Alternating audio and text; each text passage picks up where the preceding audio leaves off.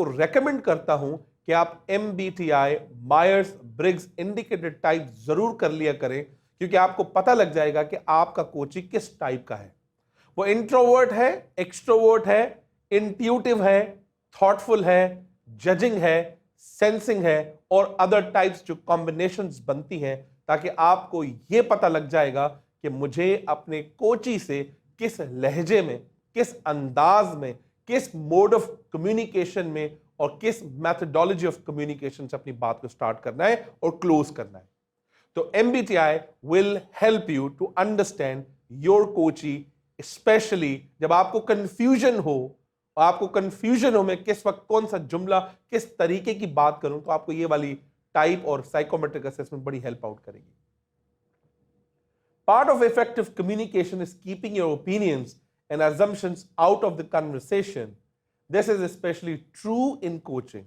where the focus is always on the coachee, but it's easier said than done, and many of us insert our opinions into a discussion without realizing it. ये coach पे सबसे बड़ी जिम्मेदारी बनती है कि जब आप कोची से बात कर रहे हो, आपके assumptions, आपके खुद के ओपिनियंस, आपके खुद के एक्सपीरियंसेस कोची पे नहीं लगाने, क्योंकि आपका फोकस सिर्फ कोची पे होना चाहिए कि वो किस प्रॉब्लम से गुजर रहा है और वो किस सॉल्यूशन की तैयारी कर रहा है या किस सॉल्यूशन को ढूंढ रहा है।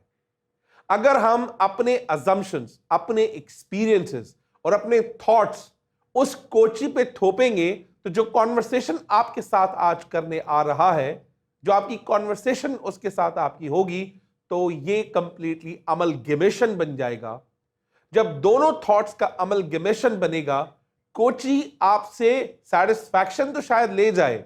लेकिन प्रॉब्लम का सॉल्यूशन आपसे लेकर नहीं जाएगा। So it's a biggest responsibility of coach